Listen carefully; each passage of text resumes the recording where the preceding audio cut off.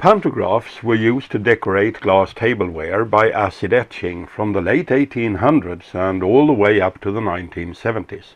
We have two pantographs on display in the museum, both by a donation from Kosta Glasswork. We found the first one in 2015, and on September the 30th did we move it from Strömbergshyttan to the museum. Though the pantograph handles delicate glass objects, the machine itself is quite robust. The idea with a pantograph is to scale and copy a predetermined pattern from a metal template and then reproduce the pattern in a thin wax layer covering the glasses. The glasses are then etched in an acid bath. Once the wax is washed off, the glasses are ready for sale. Etched glass tableware was a major product not only for the domestic but also for the export market during almost 100 years. The operator follows the lines on the template with a stylus. The stylus can be moved freely in all directions so that the pattern design is not constrained in any way.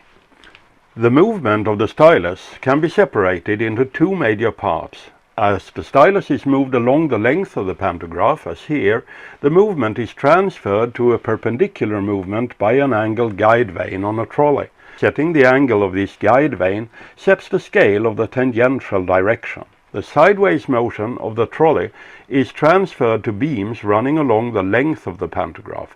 These beams now move back and forth and force the discs where the needles are mounted to rotate.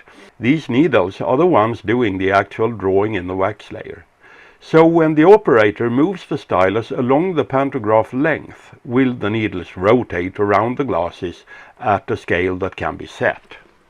The second movement is when the stylus moves perpendicular to the pantograph length. In this case, the movement is transferred to a yoke which connects two horizontal beams, again moving back and forth along the length of the pantograph. As you see here, this beam turns wheels which have counterweights on them, and there is also a more solid counterweight attached to the end of the beam. The reason for this is that the movement of these beams lifts and lowers the glasses. So the counterweights can be adjusted to balance the weight of the glasses and thus to make the movement of the stylus smooth and easy for the operator. By the introduction of pantographs in the late 1800s, could decorated tableware be produced in huge volumes but at a very low production cost.